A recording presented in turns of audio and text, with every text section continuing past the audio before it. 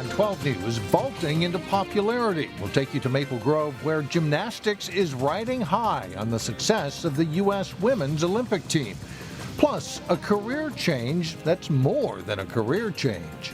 For me, this is the best job I've ever had. I mean, there's no better job. But first, an announcement that's big news for the Osseo School District. 12 News starts right now.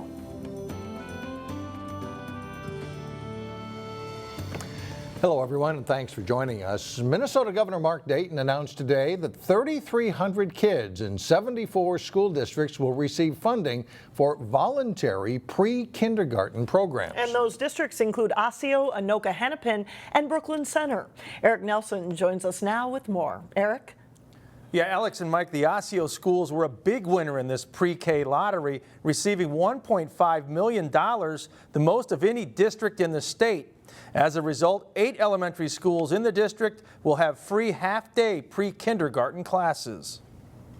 These students will be learning letter recognition, increasing their vocabulary, as well as critical social emotional learning skills, which is great. And this also helps us in our goal for being able to read at a 3rd grade level by 3rd grade. Today's news was met with pure joy at district headquarters in Maple Grove. The schools who receive this funding will benefit in many ways. The pre-K classes will foster academic improvement and should also help in social aspects too. What does it mean to get on a bus? Which, by the way, we're offering free busing for this as well, so I don't want to miss out on that. What it means to go through a breakfast or a lunch line, right? And even how you find your way around a school building and start becoming fluent in kind of the culture of a school. Now, Osseo area schools have room for 320 students in the pre-K program. Parents who want to get their kids enrolled need to go to the district offices to do so. Mike? All right, Eric, thank you. A young Brooklyn Park man has been identified as the victim of gun violence on a North Minneapolis street. 19-year-old Tobias Paskins was riding his bicycle with a friend last Wednesday morning when shots were fired at them from an SUV. Paskins, who was not the intended target, died later that morning. The friend was not hurt. According to the criminal complaint, a 17-year-old fired the shots thinking that friend used to belong to a rival gang. A lot of Minnesota voters may not even realize it, but Tuesday is primary election day. Turnout is expected to be light across the state. I think most people in Minnesota don't start paying attention to politics again until the state fair. When all the candidates go to the state fair, all the Minnesotans go there and they go to the different booths and tents. My suspicion is that on an early Tuesday in August, people were thinking about a dozen other things besides thinking about the primary. In Brooklyn Park, workers were loading up election equipment to deliver to polling places. Both Brooklyn Park and Brooklyn Center have a long list of candidates running in city council primaries. Yet in both cities, absentee voter turnout has been slow.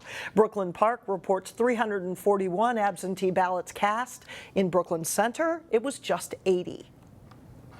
For the people who actually do show up to vote, it's going to be enormously influential because they essentially decide who appears on the ballot in November. And so in some sense, they're like setting the agenda. They're determining who the rest of the voters get to go pick in November. The polls open at 7 o'clock Tuesday morning. A lot of young local athletes are dreaming of gold medals after seeing stellar performances by the USA women's gymnastics team. Reporter Sonia Goen stopped by a Maple Grove gymnastics school to show us how some athletes are motivated now more than ever.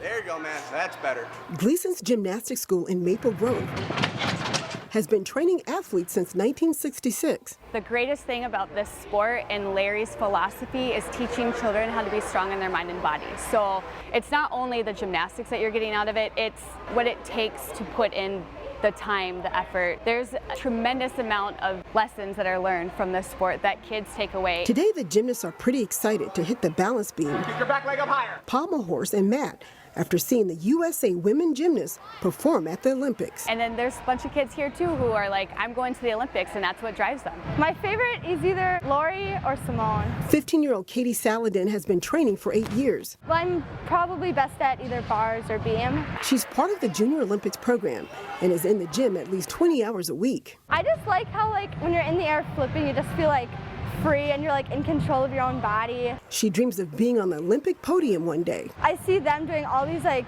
big amazing skills and like I think to myself like that could be me one day. Just throwing such hard tricks and they're so strong and stuff, it makes me want to condition harder, work harder at skills. 13-year-old Storm Opdahl also has aspirations of being an Olympic gymnast. He's been perfecting his performance since he was 2 years old. I like floor exercise. I like feeling of flipping and twisting in the air. Gleason's Gymnastics School is expecting to see classes fill up as others dream of being in the Olympics. Every Olympic year definitely helps increase enrollment, but it's also a special year because it's Larry's 50th year in business. And while gymnastics is very physical, experts say it's the mental aspect of the sport that will help athletes soar to new heights. So what I take away, never give up. Like even if you're having like a hard day and like nothing's working out and stuff, you just have to keep pushing and try your hardest every day. In Maple Grove, Sonia Goins, 12 News. And a common back-to-school question is, how did you spend your summer? A Cooper student says she spent it at the Olympics. Mariana Cress will represent the Marshall Islands and compete in the women's 100 meters on Friday. Her father, Ramon Cress, is a former Olympic track athlete for the island nation located between Hawaii and the Philippines.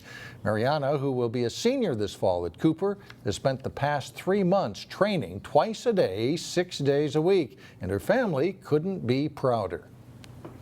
She was just praising God when she found out she was the one chosen.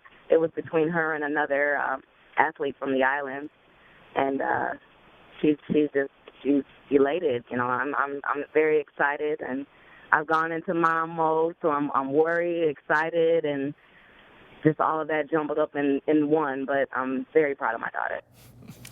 Mariana races on Friday, the same day she celebrates her 18th birthday. Believe it or not, the new school year is less than a month away. It marks a new beginning, of course, for students and teachers. But as Delane Cleveland reports, the same can also be said about 2 local principals that are undergoing career transitions.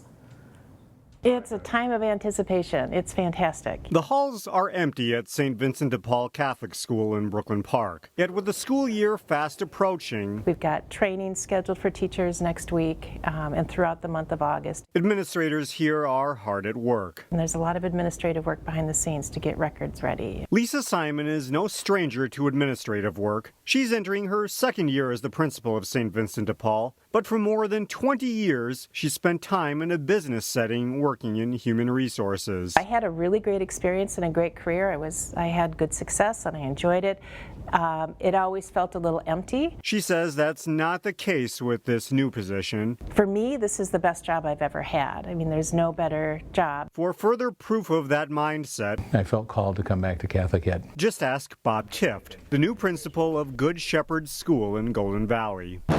He's spent decades in education, but most recently worked for a nonprofit and decided to move on and work here. I have these little first graders walking in and waving at me and asking me again what my name is, and it's just, it warms my heart. I just love it. It's why I went into education. Both Tift and Simon say that Catholic schools in particular are looking for people in leadership roles outside of teaching who can bring their skill set to administrative roles. We have bright colors in the space. And as Simon readies for a new year, she, for one, is glad the Archdiocese is going this route. Woke up one day and said to my husband, I think I want to be a school principal. I see that as the perfect mix, the perfect blend of my background, and it's the job that I think I'm being called to perform. In Brooklyn Park, Delane Cleveland, 12 News.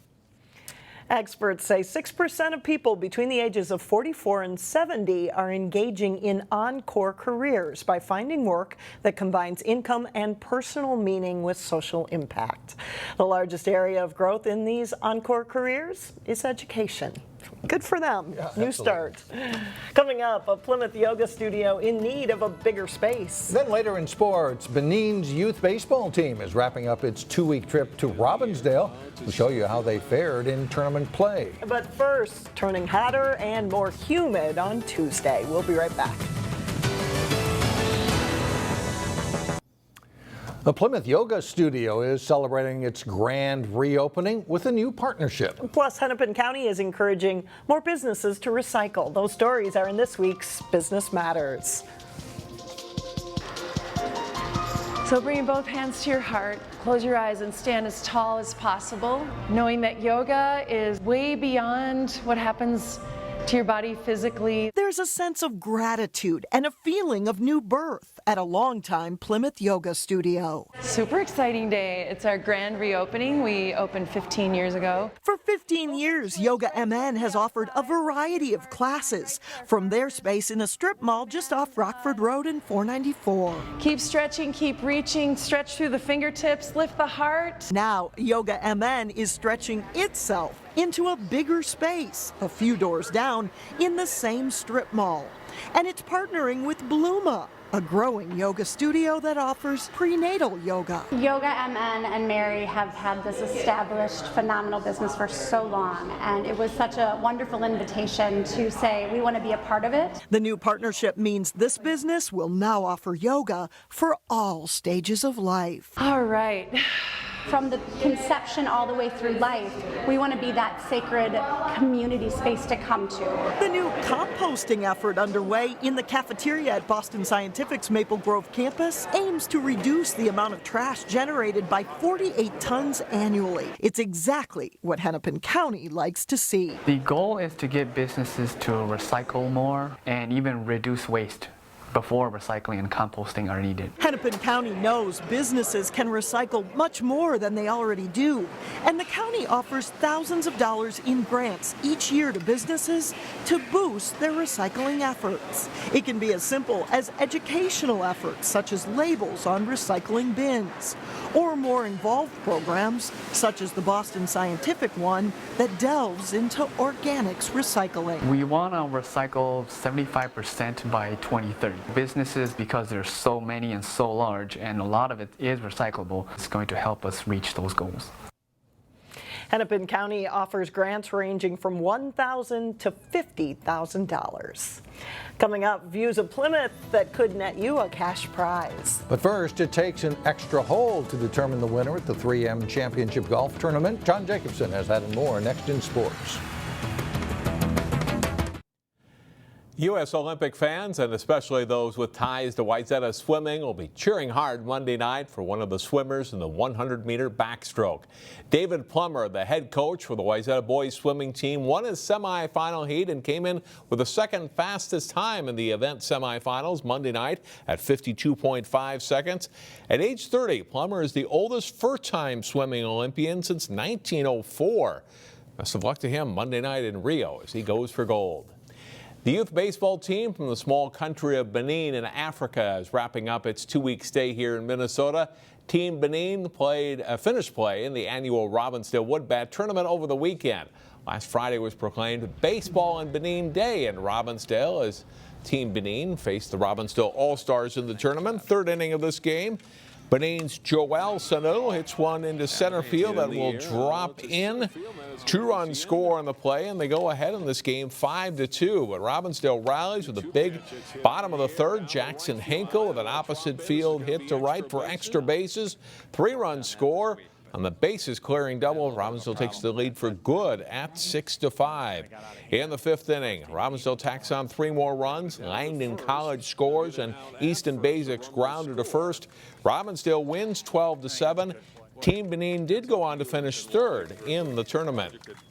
And Wayzata's American Legion baseball team was eliminated Saturday at the Central Plains Region Tournament in Bismarck, North Dakota. Wayzata lost 11-1 to Creighton Prep from Omaha, the team that went on to win the championship. Wayzata finished with a 2-2 record in the tourney. A first-time champion emerged at the 3M Championship Golf Tournament in Blaine. 12 Sports' Jay Wilcox has this final round recap. With perfect conditions, it would surely take a low score to claim the 3M championship. Schwab Cup money leader and two-time 3M winner Bernhard Longer makes a charge. This birdie on 18 leaves him with a final round 63, but it's not quite enough as he finishes at 17 under. David Frost is on target for a par putt on the 9th hole. Frost contends with a final round 66 and minus 16 total, but has to settle for a tie for 5th. It turns into a two-man race. Joe Durant's bid for eagle on 18 curls just right of the hole. He taps in for birdie to drop to 19 under and has to await the final group. Miguel Angel Jimenez had seized the lead Saturday, and his approach on 18 is solid as he tries to finish strong and walk away with the win. But Jimenez just misses an eagle putt and settles for birdie, and a tie with Durant and a playoff is required. It's sudden death starting on the 18th hole, and Durant clears the water and drops a beautiful approach shot that settles in to leave him in great position for an eagle for the win. Jimenez has a shot to extend the playoff as he takes aim at an eagle putt, but it's a tough one and he has to settle for birdie. Jimenez closes regulation with 4 birdies and cards a 67, but has to settle for second best. Durant has a few nagging misses but comes through in the clutch, knocking down the eagle putt on the playoff hole to secure his first solo Champions Tour win. I was just trying not to overthink, honestly, just trying to keep hitting solid golf shots, and was fortunate to, make a 4 on the last to put a little heat on Miguel, and then he made birdie, so we go to the playoff, and I was lucky to make a 3 on the last. But it was a lot of fun. It was a big shootout. I mean, you just couldn't make enough birdies. At the 3M Championship, Jay Wilcox, 12 Sports. Thanks, Jay. Durant won 4 times on the regular PGA Tour. He earned $262,500 for the victory at the 3M Championship. Not bad for a nice 3-day weekend. Absolutely. Thanks a lot, John. Still ahead, a picture worth more than 1,000 words. It could also be worth some cash. We'll be right back.